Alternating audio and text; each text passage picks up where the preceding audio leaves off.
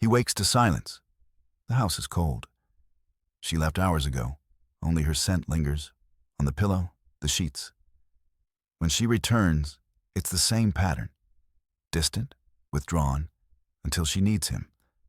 Only then does she come alive. Soft words, intimate touches.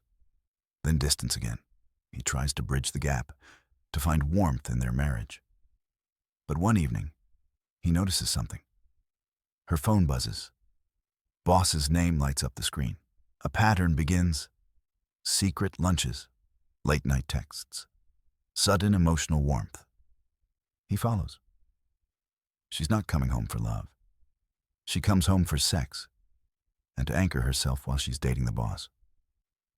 When confronted, she weeps, gasps, accuses him of emotional violence, calls the police, files abuse claims. He's unmoored. Confusion, accusations, betrayal swirl. Is she the victim or the predator? So if you think you've heard it all, you haven't. Hit follow on your favorite platform and leave us a comment, because the next story might just change the way you see everything. Don't miss a single twisted turn. Chapter 1. The Quiet Drift. The coffee had gone cold again. Michael sat at the edge of the kitchen table, stirring a teaspoon into a mug he didn't plan to drink from. The spoon clinked against the ceramic in a slow, rhythmic loop. It was just past 9 p.m. Late, even for her. But no text, no call, not even a voice note like she used to send when they first got married. He stared at the front door. For most people, home was where the heart lived. For Michael, it had become where he waited. And lately, it felt more like a holding cell than a home. His wife, Naomi, used to fill this space with noise. Her favorite podcasts on speaker while she cooked, loud laughs from phone calls with friends, even arguments with him that used to matter. Now, all that remained was silence, pierced only by her key in the lock when she returned, always late, always smiling just enough to make him second-guess his instincts. When she finally arrived that night, she was humming. "Hey, babe," she said, breezing past him, dropping her purse by the entryway and heading straight for the bedroom. Michael followed her with his eyes, but didn't move. "You didn't answer my text." She reappeared in the hallway, already in one of his old t-shirts that she always wore when she wanted. She claimed she feared for her safety, claimed he was unpredictable. Michael felt sick as he read it. Not because any of it was true, but because he knew it would sound true to anyone who didn't know better. There were no bruises, no recordings, no hard evidence. But she didn't need any of that. All she needed was the illusion. Attorney Tasha Martin read the documents with surgical calm. "She's smart," she said, flipping through the pages. She used all the right keywords: emotional volatility, unpredictable, felt unsafe. That language hits hard in court, especially in this climate. Michael sat across from her, face pale. What happens now? She's requesting an emergency hearing. If the judge believes there's even a possibility of harm, they'll grant the protective order.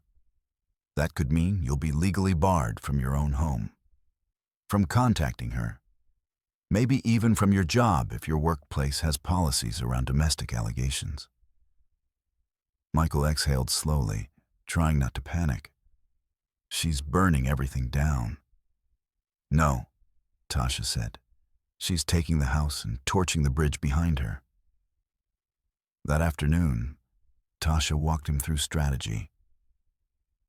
"You're going to have to build your defense with evidence of her behavior, her inconsistency, her manipulation, her use of sex as a bargaining chip. Anything that paints a picture of someone weaponizing emotion." Michael hesitated. "That feels dirty." Tasha didn't blink.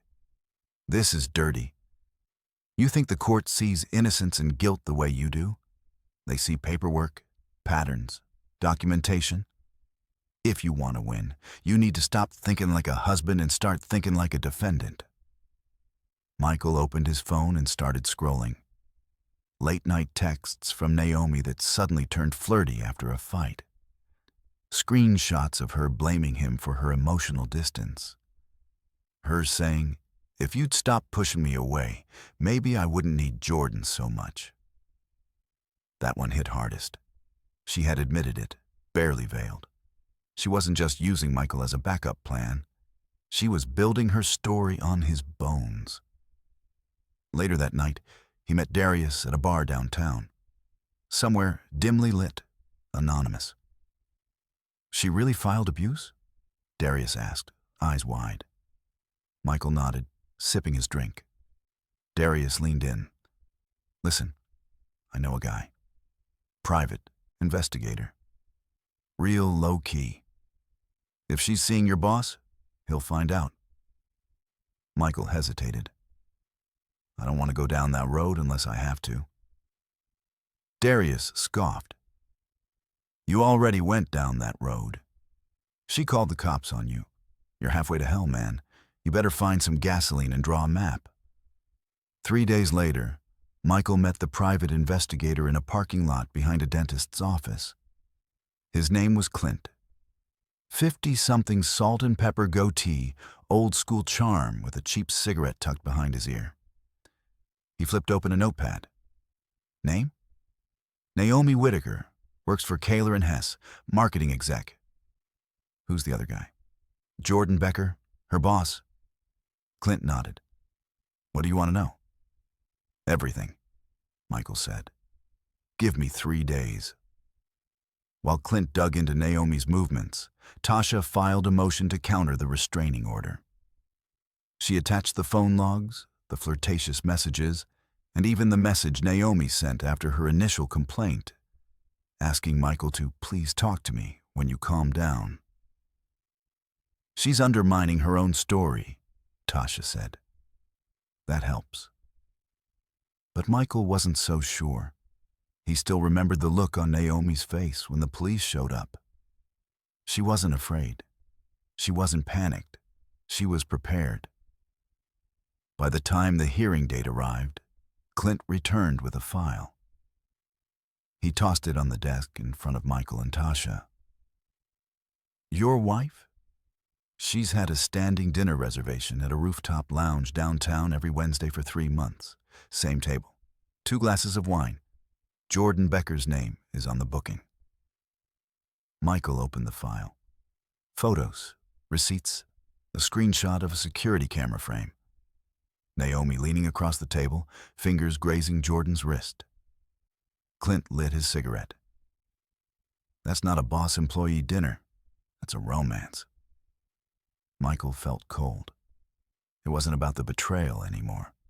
It was about the manipulation, the lies. The fact that Naomi had built an entire legal case while sneaking around with a man who could fire her or promote her on a whim. And he, the husband she had turned into a villain, had simply stood there, holding the door open for her, waiting for affection. In court, the hearing moved quickly. Naomi sat on the left side of the room, in a cream blazer and black skirt. Her hair pinned into a modest bun, her expression stoic. She looked like a woman asking for protection. Michael sat beside Tasha, barely able to look at her. Naomi's attorney opened with a soft-voiced statement about fear, unpredictability, and emotional trauma. "She is not accusing him of violence," the attorney said. "She is saying that emotional abuse is just as damaging. The yelling, the surveillance, the gaslighting. She no longer feels safe in her home." Then Naomi took the stand. She dabbed her eyes with a tissue and talked about how Michael would interrogate her after work, how he'd accuse her of cheating if she wore makeup, how he'd follow her around the house like a warden. "He would demand to know where I was," she said. If I didn't answer fast enough, he'd raise his voice. It felt like I was always doing something wrong. Michael's jaw tightened. Then it was Tasha's turn. She stood, calm and precise. "Miss Whitaker," she said, "can you tell us why you sent this message? Please talk to me when you calm down, the morning after your alleged abuse incident." Naomi blinked. I was scared. I didn't know how else to reach him." "You were scared," Tasha repeated. "Yet you invited him to speak to you the next day." No answer. "Did he ever physically threaten you?" "No, but..."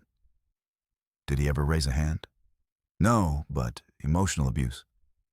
"Did he ever say he would hurt you?" Naomi paused. "No." Tasha handed the judge Clint's report. "Your Honor, here's evidence that Miss Whitaker has been engaging in a romantic relationship with her supervisor, Jordan Becker, for the past several months. We contend that this restraining order is not about fear, but about control. A tactical move to isolate and discredit my client before filing for divorce." The judge flipped through the file. Then he looked at Naomi. Her face didn't move. The hearing ended with a single sentence. "The request for a temporary protective order is denied." Outside the courtroom, Naomi passed Michael without a word. No anger, no shame, just calculation. He watched her walk away, heels clicking down the marble hallway like nothing had happened, like she hadn't just tried to erase him from his own life. And in that moment, he realized something chilling. This wasn't over. It had only just begun. Chapter 5. Behind the texts, Michael had never been the kind of man who snooped. He didn't read Naomi's emails, didn't scroll through her messages while she slept. Even when his gut told him something was wrong, he gave her space. Trust, after all, was the last thing holding their marriage together. But now that trust was gone, and in its place was a sharp instinct for survival. Back at Darius's apartment, Michael spread Naomi's text screenshots across the table like puzzle pieces. He wasn't just looking for proof of cheating anymore. He was looking for a pattern. And soon, he found one. There were texts that came like clockwork right after fights. "I'm sorry. I just need you to understand me. I know it's hard. I'm trying. Let's not fight. Come to bed." They were soft, sweet, even seductive. But they always arrived after she'd pushed him to the edge, after emotional detachment, cold avoidance, even belittling comments. He remembered reading that this kind of thing had a name: intermittent reinforcement. Push, pull. Withhold affection, then flood it when he became distant. Punish vulnerability, reward silence. It wasn't love, it was training. Michael went back further in their message history, over a year's worth. She had been playing the same game the entire time. One week, she'd call him her person. The next, she'd go 3 days without speaking to him unless she needed something. Money, a signature, a body to lie next to. There was even a string of messages, 6 months before the abuse allegation, that stunned him. "Jordan says I'm too emotional, but he listens to me in a way you don't. I don't want to hurt you, but sometimes I feel more myself when I'm not here. I'm trying to make this work. You're the one who shuts down." Jordan, always Jordan. He wasn't just the other man. He was the emotional barometer Naomi used to compare Michael's worth. And she made sure to keep that comparison alive by dangling sex, intimacy, and guilt like weapons. Michael forwarded everything to Tasha. "This is manipulation in its purest form," she replied. "Keep digging. If we can prove a pattern, we can destroy her credibility." That night, Michael sat with Clint, the private investigator, in the back booth of a diner. "She's not careful," Clint said, sipping lukewarm coffee. "She thinks using WhatsApp instead of regular texts makes her invisible." He pulled out a tablet and laid it on the table. "Got a guy who specializes in metadata scraping. Not illegal, not invasive, just digital crumbs people leave behind." On the screen were logs, timestamps, deleted message notices, even blurred screenshots of audio messages Naomi had sent Jordan late at night. Nothing explicit in words, but the tone, the context, said everything. Clint pointed to one. "Look at this. She sends him a 35-second voice message right after sleeping with you, time-stamped 1:12 a.m. Same night she told you she was too exhausted to talk." Michael stared at the waveform. "You can't hear what she's saying," Clint said. "But you can see when she said it. And that's enough to raise hell in court." Michael rubbed his temples. "Why didn't I see it before?" Clint shrugged. "You were married. That's how this works."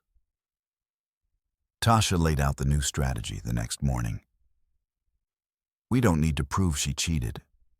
We need to prove she lied. If she weaponized her sexuality to keep you emotionally dependent while building a romantic escape route, it shows intent. That's manipulation, not marriage." Michael paced the office. "She doesn't care what's true," he muttered. "She cares what sticks." Tasha nodded. "Exactly. So let's show the court what her glue is made of." The next week was a blur of preparation. Michael's affidavit now read more like a psychological profile than a victim statement. It included dates and screenshots of warm messages following cold spells, voice messages sent to Jordan within minutes of post-fight intimacy, Naomi's pattern of gaslighting followed by sexual initiation.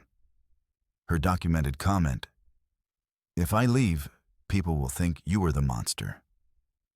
Tasha smiled at that one. That line alone wins us the sympathy angle.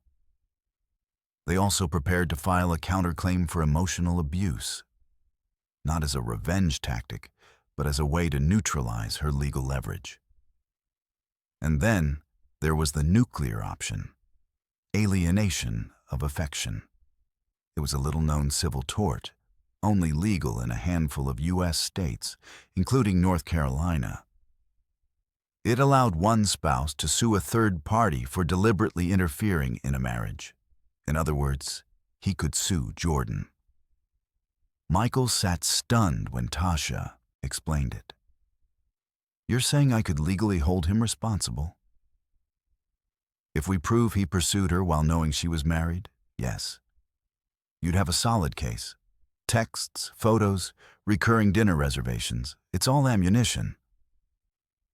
Michael sat back, the weight of everything catching up to him. He didn't want money. He wanted truth. But in Naomi's world, truth was a tool. And now, finally, he had one of his own. 3 days later, Naomi called him. It was the first time they'd spoken since the failed protective order hearing. Her voice was quiet, careful. "Can we meet?" Michael almost said no. But something in her tone caught him off guard. He agreed. They met at a neutral spot, an open-air cafe downtown. She wore sunglasses and a scarf, even though it was nearly 80 degrees out. She looked tired. She didn't hug him, didn't smile. She got right to it. "I don't want this to turn into a war." Michael laughed once. Bit late for that. "I panicked, Michael. I didn't know how to get out. You were changing. We were falling apart." "So you lied?" "I was scared." "Of what?" Naomi didn't answer right away. Then finally, "Of being the bad guy." Michael leaned back. "You're not afraid of being the bad guy. You're afraid of being seen as the bad guy." She looked away. "I loved you," she whispered. "Yeah," he said, "but not enough to tell the truth." As they left the cafe, Naomi stopped him. Please don't sue him. Michael looked at her, silent. I know you can, she said. You've got everything. But he didn't mean to come between us. Michael narrowed his eyes. Didn't mean to? He said. He sat across from me at the company party and shook my hand while he was sleeping with my wife. So don't stand here and defend him. Not now. Naomi swallowed hard. He stepped closer, voice steady. You already told your story. Now I'm going to tell mine. And he walked away. That night, Michael looked over the folder one last time. The texts, the audio logs, the lies. He hadn't imagined any of it. He had been the anchor she tied herself to when she didn't know where else to go. But now he was the one letting go. Chapter 6. The Boss Revealed. Jordan Becker's office was on the 23rd floor, overlooking the city. Michael had been there only once, last year's holiday party back when. Jordan had shaken his hand warmly, smiled at Naomi, and joked about how she was his best hire yet. Now Michael stood outside the heavy oak doors, his pulse steady but fast. He didn't bother making an appointment. He didn't call ahead. He simply waited until Jordan's assistant stepped away from her desk, then walked in unannounced. Jordan looked up, startled. The flash of guilt that crossed his face was brief, but Michael saw it clearly. The boss quickly composed himself, forcing a neutral smile. Michael, this is unexpected. Michael closed the door softly behind him. You sleeping with Naomi? That was unexpected too. Jordan glanced nervously at the door. Listen, this isn't the place. I think it is, Michael replied, sitting down casually across from Jordan. You chose the place when you hired her, when you took her to rooftop dinners, when you texted her at midnight after she was with me. So, yeah, it's exactly the place. Jordan's confidence wavered slightly, but he managed a thin smile. I think there's been some misunderstanding. Michael leaned forward. I've got messages. I've got reservations. I've got photos. We're way past misunderstanding. Jordan's face reddened slightly. Are you threatening me? No, Michael said calmly. I'm giving you a chance to tell your side before I let the lawyers tell it for you. Jordan took a deep breath, his expression shifting from arrogant to wary. Fine, he said quietly. Close the blinds. Jordan began slowly, choosing each word with care. It wasn't the arrogant, powerful executive speaking. It was a man caught in his own mess, desperate to untangle it. It wasn't supposed to happen, he admitted. I never planned it. Michael raised an eyebrow. But you didn't stop it. Jordan nodded, looking down at the polished mahogany desk. She was different, vulnerable, always professional, but emotionally open. We talked a lot at first. Work, life, even you. Michael's jaw tightened. Me? Jordan nodded slowly. She told me you two were drifting apart, that you were closed off, controlling. She made it sound like you'd lost interest in her a long time ago. Michael almost laughed. And you believed her? Jordan met Michael's eyes. Yeah, I did. But now, I don't know. So, why keep going? Michael asked. Jordan sighed, shrugging slightly. She was persuasive. She said she felt stuck, afraid of what you'd do if she left. She said your mood scared her. Michael leaned forward, anger flashing. Did you ever see a single bruise? Ever hear me threaten her? No, Jordan admitted. But I didn't need to. She made me feel like I was saving her. Michael let the silence hang for a moment. You weren't saving her. You were her escape plan. Jordan didn't respond at first, staring blankly out the window. I know that now. Michael took a long breath. You still seeing her?" Jordan shook his head slowly. "Not for a week. After the hearing, I told her we had to stop. It got too complicated. She panicked, said you were going to sue me, ruin my career, destroy my reputation." Michael smiled grimly. She wasn't wrong. Jordan looked up sharply. "What do you want?" "I want the truth," Michael said simply. "And I want you to tell it to my lawyer." Jordan stared at him, disbelief turning to resignation. "And if I refuse?" "You won't," Michael replied, "because Naomi used you too. If you don't speak now, she'll spin the narrative again, and this time, you'll be the villain." 2 days later, Michael sat beside Tasha in a conference room. Across from them sat Jordan Becker, his lawyer beside him. Jordan spoke calmly into the recorder, carefully admitting to each dinner, each text, each moment he crossed the line from boss to lover. He didn't hide anything. His fear had shifted entirely from Naomi's reaction to protecting himself. "She told me she needed emotional support," Jordan said. "She implied that Michael was manipulative, even abusive. She used specific words to make me feel protective, unsafe, trapped, isolated. But I never saw evidence, only what she told me." "Did she ever explicitly mention leaving Michael?" Tasha asked. Jordan hesitated. "No. She told me it wasn't safe to leave yet. She said he'd retaliate, get violent or vindictive. It kept me quiet." "Did she seem fearful of Michael?" Jordan paused again, his face conflicted. "Not in person. Only when she wanted something from me." Michael swallowed hard, listening to each revelation. Hearing Naomi's manipulation laid bare by another victim felt strangely validating and deeply unsettling. When Jordan finished, Tasha turned off the recorder. She glanced at Michael, satisfied. "This testimony will neutralize her credibility. There's no way she can claim emotional abuse convincingly now." Michael nodded slowly. Jordan glanced at him briefly, almost apologetically.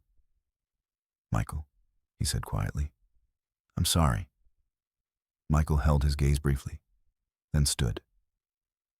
"You're not forgiven, but at least you told the truth." Michael didn't return to work after Jordan's confession. He took leave, his mind overwhelmed. Naomi's betrayal, the emotional chess match, it had worn him thin. That evening, Naomi called him repeatedly. Michael didn't pick up. He let her messages pile up, each one more desperate, more accusing. How could you confront him like that? "You've ruined everything. You didn't need to drag him into this. If you hurt his career, I'll never forgive you." The irony almost made Michael laugh. Even now, she protected Jordan more fiercely than she had ever protected their marriage. At midnight, Michael's phone lit up again. A message from Naomi, different in tone. "Please come home. We need to talk face to face." For a moment, he considered ignoring it. But something compelled him to see her one last time, to hear what she'd say when her lies had nowhere left to hide. When he arrived, the house was dark, except for the faint glow from the kitchen. Naomi sat at the table, her posture slumped, eyes shadowed. She didn't move when he entered. He stood silently, waiting. She finally looked up, eyes glistening. "You've destroyed everything," she whispered. "My reputation, my career. Jordan won't speak to me. Do you understand what you've done?" Michael felt oddly calm. "You destroyed yourself. I just showed people who you really are." She shook her head bitterly. "You don't get it. I had control until you got involved. You turned everyone against me." He stared at her, incredulous. "You accused me of abuse. You used me. And I'm the one who destroyed things?" Her eyes hardened. I was protecting myself. No, he said softly. You were protecting the lie. But lies have expiration dates. Yours expired. Naomi stood suddenly, face contorted with emotion. I never meant to hurt you. You meant every word, Michael said coldly. You just didn't expect to get caught. He turned toward the door. Naomi's voice broke behind him. You won't win this, she called out weakly. People always believe the woman. He looked back over his shoulder, his voice steady. This time, they won't. And he left her standing alone, finally stripped of every illusion she had so carefully built. Chapter 7. Exposing the Anchor. The courtroom was colder than Michael expected. Rows of polished benches stretched behind him. The judge sat elevated at the far end, framed by 2 flags. Naomi's attorney shuffled papers, her face pinched with unease. Naomi herself stared forward, eyes straight ahead, unreadable. Michael's attorney, Tasha Martin, glanced briefly at him, then stood confidently, holding a small stack of documents. Michael's stomach churned, not with doubt, but anticipation. This was the moment he'd fought for. Not revenge, but truth. The judge cleared her throat. Ms. Martin, you may begin. Tasha took a deep breath and spoke clearly. Your Honor, today we will demonstrate that Naomi Whitaker has engaged in deliberate emotional manipulation, deceit, and character assassination against her husband, Michael. Through carefully documented evidence, including text messages, testimony, and a sworn affidavit by Jordan Becker, Ms. Whitaker's supervisor and lover, we will establish that Ms. Whitaker used allegations of emotional abuse not to protect herself, but to control and ultimately eliminate her husband's presence in her life. The courtroom murmured softly. Naomi stiffened, her attorney whispering something sharp in her ear. Tasha proceeded calmly. We called Jordan Becker to the stand. Jordan walked forward, his expression somber, eyes avoiding Naomi's piercing stare. He swore himself in, sitting rigidly upright. Mr. Becker, Tasha began evenly. Were you involved in an intimate relationship with Naomi Whitaker? Jordan nodded slowly. Yes. Did Miss Whitaker frequently describe her husband, Michael, as emotionally abusive? Yes, Jordan said softly. She said he made her feel unsafe, trapped, controlled. Did you ever witness any signs of physical or emotional harm? No, Jordan admitted, eyes downcast. I only ever heard Naomi's account. Tasha continued carefully. Did Naomi explicitly tell you her allegations were intended to give her leverage, if the marriage, something? She walked up behind him, wrapped her arms loosely around his neck, and kissed his cheek. Sorry, work was crazy. You know how Jordan gets when he's in one of his moods. Jordan, her boss, charming, wealthy, always calling, always sending her out of town for strategy sessions. Michael used to feel flattered when Naomi rose quickly through the ranks at her corporate job. Now, every mention of Jordan twisted his stomach. You eat yet? She asked, already knowing the answer. He shook his head. Naomi turned his chin to face her and smiled. Why don't you come to bed first? That was her pattern. No real conversation. No warmth unless it was laced with suggestion. He could count on her for one thing, sex. That was when she came alive. Her distance would vanish, replaced by softness, craving, sometimes even tenderness. But when it was over, she'd pull away. Sometimes, literally. Sometimes she'd roll to her side without a word and sleep. Other times she'd check her phone under the blanket, screen glow barely hidden. He followed her to the bedroom anyway. The next morning, she was gone by the time he woke. Her side of the bed was cold, just like the coffee he poured again as he sat alone in the kitchen. A text arrived on his phone. "Don't forget to pay the gas bill. Love you." No good morning, no check-in on how he slept. Just a chore. Michael stared at the message longer than he needed to. The words were casual, practical, just enough to maintain the illusion of connection. He tapped out a reply. "Where are you?" No response. Later that afternoon, Michael left work early. He needed fresh air, or at least a change in scenery. Something wasn't right. Hadn't been for months. The house, once vibrant with shared plans and honeymoon energy, now felt like a shell. He walked past Naomi's office building on impulse. He didn't know why. He wasn't spying, at least not consciously. But something had shifted in him lately. A silent unraveling. He stood across the street, staring up at the glass windows. Her floor was high up. The lights were still on. A few silhouettes moved in the distance. He was about to leave when he saw them. Naomi and Jordan. Through the glass, they were laughing. She touched his arm, leaned close to whisper something. Jordan smiled wide. Two ended. Jordan hesitated, swallowing nervously. "Yes. Once, after an argument with Michael, she told me she had everything documented, just in case." "Just in case what?" Tasha pressed gently.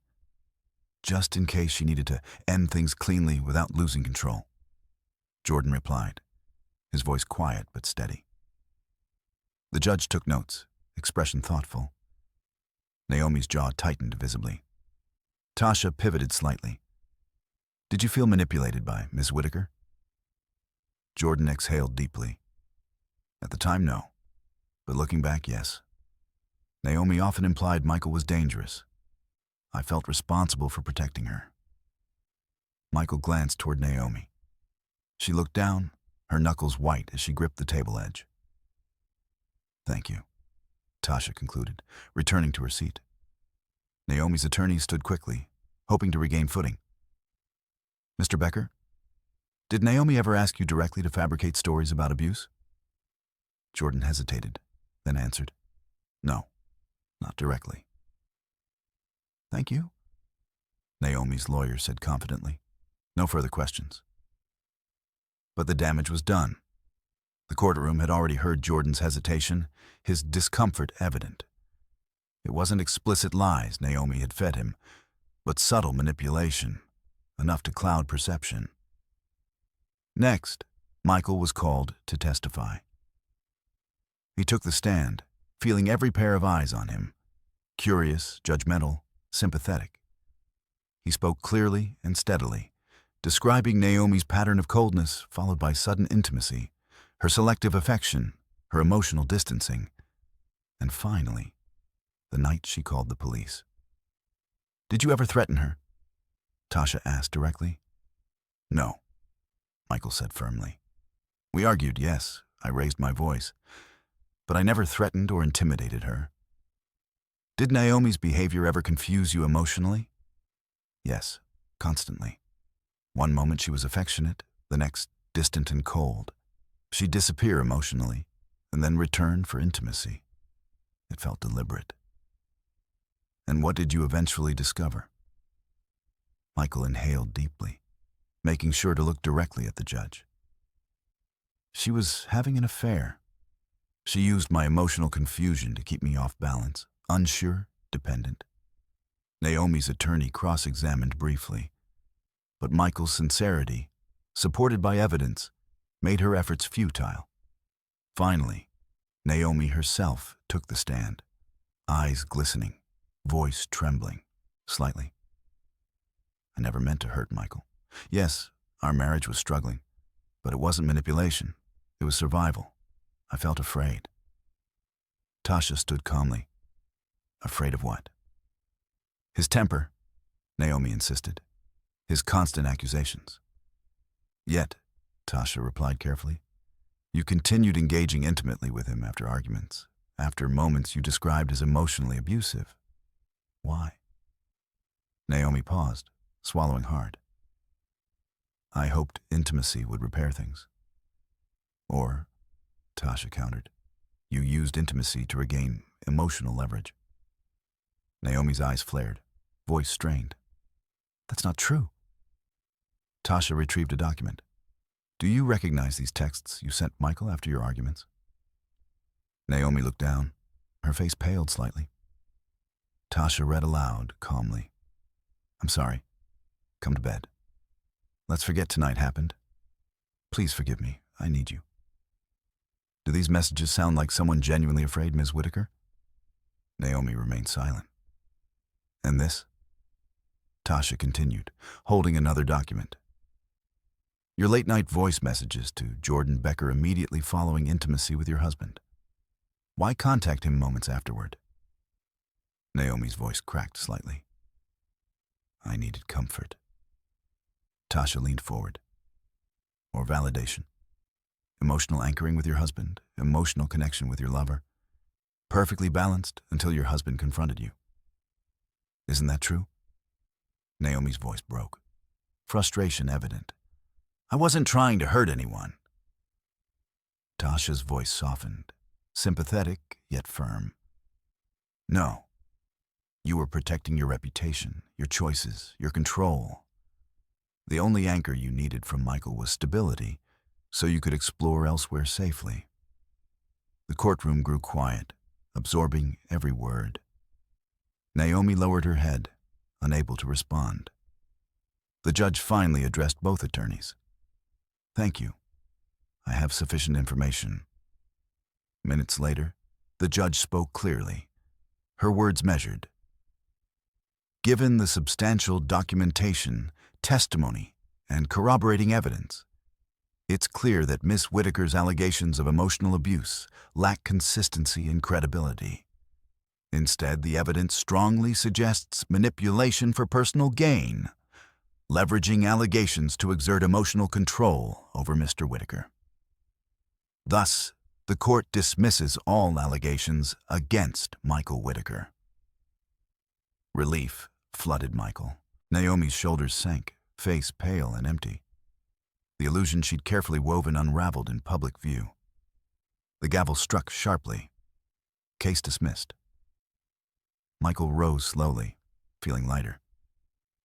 Naomi passed him silently, eyes downcast, defeated, not by him, but by her own deception. Outside, fresh air hit Michael's face, cool and comforting. Tasha smiled gently beside him. You okay? Michael nodded. I think I will be. Across the courthouse steps, Jordan lingered, distant. Michael glanced briefly his way. Jordan nodded softly, acknowledgement without forgiveness. It was closure enough. That night, back in the empty house, Michael packed quietly. Every memory lingered, once warm, now faded. This had been his home, his marriage, his dream. But anchors could weigh you down as much as keep you steady. Before he left, Michael looked around one final time. He placed his wedding ring softly on the kitchen table, beside a folded piece of paper with just 3 words written neatly across it. Truth sets free. Then, without looking back, he closed the door behind him, stepping confidently into whatever came next. The anchor was gone. He was finally free. Wide for a boss. Michael froze. It wasn't the closeness that stunned him. It was how happy she looked, not the tense half smiles he got, not the mechanical affection. No, this was real joy, like he hadn't seen in months, and she was giving it to another man. That night, when she walked through the door, she was glowing. Flushed cheeks, light steps. Hey, babe, she said brightly. He was sitting in the living room, lights dimmed, a beer in hand. How was work? Busy, she said, dropping her purse. Did you see my text about the gas bill? He didn't respond. Naomi picked up on the tension. She paused, then added, "You okay?" Michael studied her. She looked freshly touched up. Lip gloss, light perfume, subtle changes. But he noticed. She had stopped trying to impress him weeks ago. "You see Jordan today?" he asked flatly. Her smile faltered, only slightly. "Of course. We had that team meeting, remember? Why?" "You looked happy," he said. She blinked, unsure how to respond. "What's that supposed to mean?" "You don't smile like that when you're here." Naomi crossed her arms. "Are you seriously accusing me of something right now, after the week I've had?" "I'm not accusing.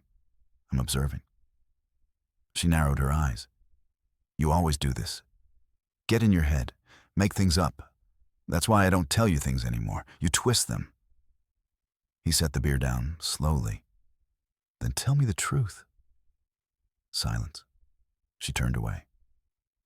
That night, she didn't come to bed. She slept in the guest room. Michael lay awake, staring at the ceiling, his mind racing. He remembered a conversation with his best friend Darius from weeks back. Man, some people don't need love. They need a landing pad. A soft place to crash when the world gets too loud. At the time, Michael didn't think it applied to him. Now, he wasn't so sure. Naomi didn't need him. She needed what he gave her. Stability, familiarity, a soft place to fall when things went wrong with Jordan. And when she wanted sex, that was the anchor, the rope back to safety, not connection. She only came home when she needed something. And he kept giving it. The next morning, Naomi was in the kitchen, dressed for work. She moved quickly, brushing past him like they were co-workers in a shared office. "Did you pay the gas?" she asked. "I saw you with him," Michael said. She froze. "I saw the way you touched his arm, the way you laughed." Naomi turned slowly, her voice calm but cold. "So, you're following me now? Just happened to be there?" She stepped closer, lowered her voice. "You always do this. Get paranoid, controlling." "I'm not controlling." "You are. You think I'm cheating every time I smile at someone. You think I owe you something just because we're married." "We are married." She shook her head and grabbed her purse. "You need help," she said quietly. Then she left. Michael stood in the silence again. But this time, it wasn't empty. It was warning. Something was shifting. He felt it in the way she said, "Help." In the way she twisted his concern into paranoia. It wasn't defensive. It was rehearsed. He didn't know it yet, but that single word, help, was her setup. And it was only the beginning. Chapter 2. Shadows of Intimacy. The next time Naomi touched him, it felt like strategy, not affection. She had been distant all week. No texts unless she needed something. No eye contact unless she was checking for a reaction. But then Friday came, and she stepped out of the shower, towel loose, her hair dripping, her expression soft, almost apologetic. She climbed into bed without a word and slid her hand across his chest. Michael tensed. "Let's just forget this week," she whispered. He didn't answer. His eyes stayed on the ceiling. But his body responded. It always did. He missed her, even if it wasn't real. They had sex that night. Slow at first, then urgent.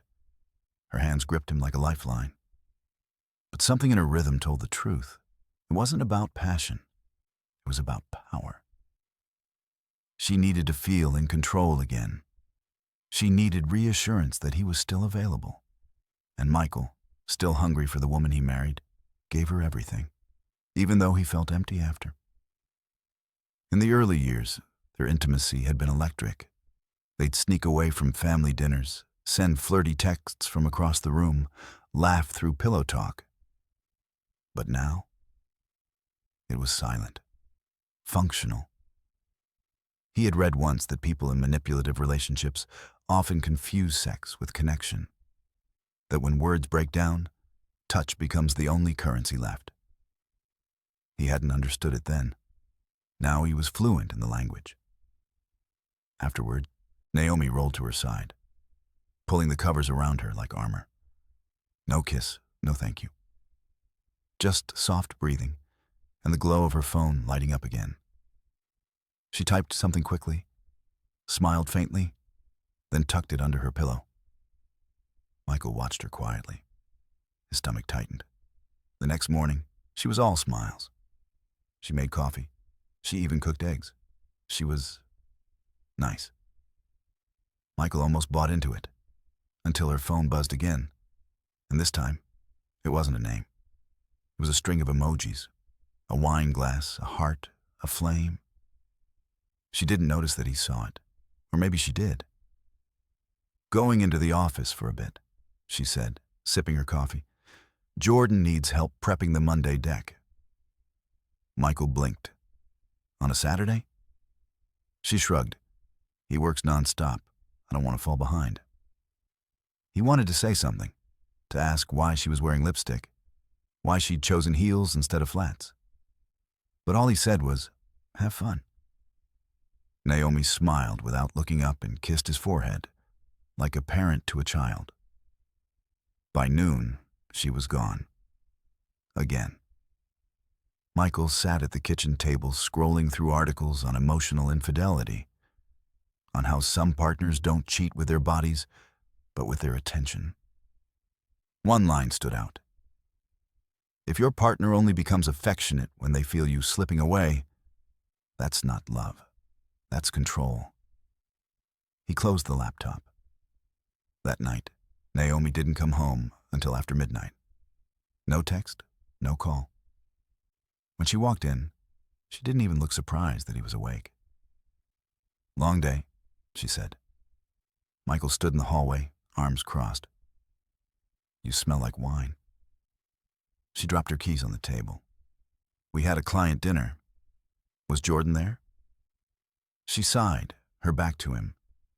"Why are you so obsessed with him?" "I'm obsessed with the way you light up around him." Naomi spun around. "And what about the way you don't light up around me? You think this is easy for me? Coming home to a man who doubts me, questions everything I say, who makes me feel like I'm constantly being watched." "You are being watched," he snapped, "by a man who used to be your husband." "Used to be," she echoed. Her eyes glinted. "So, what are we now?" Michael didn't answer. Naomi took a step closer, her voice lower now. "You want the truth? Fine. You've changed. You don't laugh anymore. You barely touch me unless I initiate it. And every time I do, you look at me like I'm a stranger." He laughed, one cold, bitter note. "You are a stranger." Silence fell between them. Naomi's chest rose and fell with sharp breaths. "I'm done having this conversation," she said finally. "You're paranoid. And I'm tired of pretending this marriage isn't suffocating me." She turned and walked into the bedroom, slamming the door behind her. Michael stood alone in the hallway. And for the first time, he wondered if she was setting the stage for something bigger. Not just distance, not just control, but war. The next few days were quiet, unnaturally so. Naomi barely spoke, but every night she touched him, lightly, her hand on his thigh while they watched TV, a kiss on the shoulder when she passed him in the hallway. Just enough to blur the line between closeness and confusion. Michael started noticing a pattern. The colder her words, the warmer her touch. It was calculated, calibrated, and it worked. He felt himself losing his footing again. One night, as they lay in bed back to back, Michael said quietly, "Are you in love with him?" There was a pause, long enough to be loud. "No," she said finally, "but I'm not in love with you either." She turned off the lamp, The next morning she was up early, dressed in black slacks and a silk blouse. Professional. Perfect. Untouchable. He stood in the doorway watching her fix her hair in the mirror. "I want to talk about us," he said. Naomi met his eyes in the mirror. "I don't." Michael stepped into the room. "I'm serious." "So am I," she replied. "I'm not doing this dance anymore. You want honesty? Here it is. I don't feel safe around you when you're like this." He froze. "Like what?" "Accusatory. Tense. Watching me like I'm doing something wrong." "I haven't laid a hand on you. You don't have to." Michael stared at her. "Is that what this is now? You're afraid of me?" "I'm saying," she said slowly, "that I'm documenting everything, just in case." That stopped him cold. Documenting. The word echoed in his head like a siren. He stepped back, stunned. "You're building a case?" "I'm protecting myself." She left moments later, heels clicking across the hardwood. Michael sat on the edge of the bed, numb. He realized then. She was playing the long game. The emotional anchoring, the selective affection, the distance followed by sex. It had all been rope, tying him in place, keeping him off balance, so that when she flipped the narrative, it would be too late for him to pull free. This wasn't about Jordan anymore. This was about erasing him. And for the first time, he wasn't just heartbroken. He was afraid. Chapter 3. The confrontation. Michael couldn't remember the last time he raised his voice. It wasn't in his nature.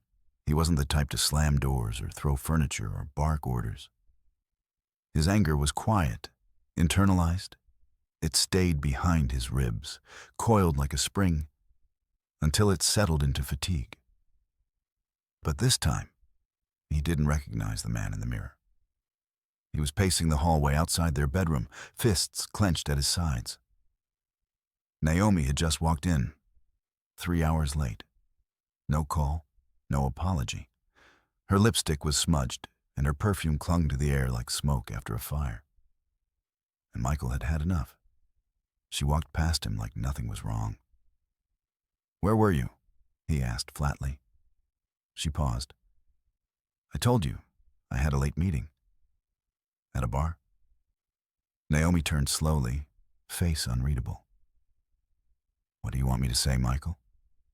"I want the truth." She laughed, sharp, humorless. "You can't handle the truth. You want a version of me that hasn't existed for a long time. You want the woman who used to adore you. That woman's gone." She stepped closer. "You think keeping tabs on me is going to bring her back? You think accusations are intimacy?" He snapped. "Are you sleeping with him?" Naomi's jaw clenched. "Answer me." "Stop yelling," she said sharply. "You're scaring me." His voice lowered. "I'm not yelling." "You are," she said, backing away slowly. "And I'm not doing this with you." She grabbed her phone and turned toward the bedroom. He followed. "Don't walk away. Not this time." She spun on him. "Don't follow me." "I'm your husband. Then act like it." "I am," he shouted. "I've been acting like it every single day while you come and go like I'm a stranger you sleep with when it suits you." She recoiled like he'd struck her. He hadn't, not even close. But she blinked rapidly, tears welling up on cue. "You're unstable," she whispered. "You're paranoid and violent and obsessed." Michael was frozen. She raised the phone and dialed. 1 ring, 2. Then, "Yes, I need to report someone. My husband." His chest tightened. "What are you doing?" "He's threatening me." He stepped back, horrified. "I never laid a hand on you." "Doesn't matter," she said coldly. "It's emotional abuse." The police came 40 minutes later. 2 officers, both calm but stern. Naomi answered the door like she was the wounded one, like she needed protection. Her voice shook when she told them he had cornered her, yelled, followed her into the bedroom. Michael tried to speak, but the officers asked him to sit down. "This is just a preliminary report," one said. "We're not placing charges, but you should know your wife feels unsafe. Do you have somewhere else you can stay for the night?" Michael stared at them. "She's lying." The officer looked at him. Neutral, procedural. "She says you raised your voice, that she felt threatened. And legally, we have to document that. I didn't threaten her. She says otherwise." Naomi stood behind them, arms crossed, face wiped clean of emotion. Her eyes met Michael's briefly, and in that second, he saw it. Satisfaction, not fear, not pain. Satisfaction. She was setting the scene, writing the script. Michael slept in his car that night, parked outside his friend Darius's building. He didn't knock, couldn't. He wasn't ready to explain what just happened, not because he was guilty, but because he knew how it looked. A man accused of emotional abuse, a wife in tears. There were no bruises, no recordings, no screaming match caught on camera, just her word. And for now, that was enough to exile him from his own home. The next morning, he finally texted Darius. "Need to crash for a few days. Can't explain yet." Darius responded instantly. "Come up. 3B, doors unlocked." Michael climbed the stairs with a knot in his chest. Darius was standing in the doorway, barefoot, coffee in hand. "You look like hell," he said. Michael stepped inside. "I think my wife just filed the first act of a domestic abuse case against me." Darius blinked. "Wait, what?" "She called the cops last night. Said I was threatening her. Emotional abuse." "Did you touch her?" "No." "Yell?" "I raised my voice. I was pissed. But I didn't threaten her." Darius sat down, face serious. "Man, this is bigger than an argument. If she's documenting this, it means she's laying the groundwork for divorce. Custody, maybe alimony. She's weaponizing the narrative." Michael nodded slowly. "I think she's been planning this for a while." That afternoon, Michael met with an attorney, a woman named Tasha Martin, sharp, blunt, no nonsense. "She's manipulating perception," Tasha said after hearing the story. "This is a classic pre-divorce strategy. Emotional abuse is harder to prove than physical, but it's just as effective when building leverage." Michael leaned forward. "I didn't do anything wrong." "You're already losing," she said. "Because she's telling the story first. You need to start gathering everything. Texts, emails, notes, any pattern of behavior that shows she's been gaslighting or manipulating you." Michael hesitated. "What if it's all just circumstantial?" Tasha stared at him. "Right now, everything is circumstantial, until someone turns it into evidence." She slid a notepad across the desk. "Start writing. Everything you remember, every conversation, every inconsistency." That night, Michael sat alone in Darius's spare room, notebook in hand. He began to write. "She only initiates physical contact after arguments. Always texts someone immediately after sex, never me.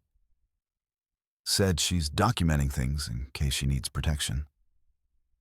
Made sure to cry in front of the cops.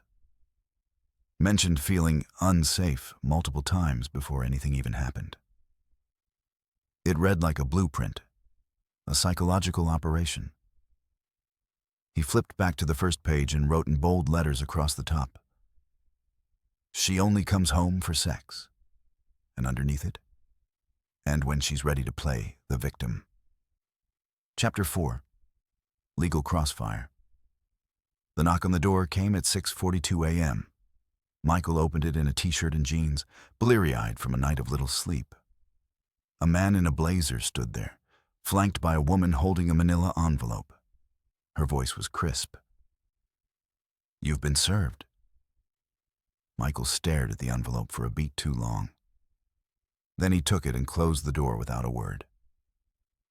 Inside was the official petition. Temporary protective order request. Attached was Naomi's handwritten statement, 2 pages long. Allegations of emotional instability, controlling behavior, verbal threats,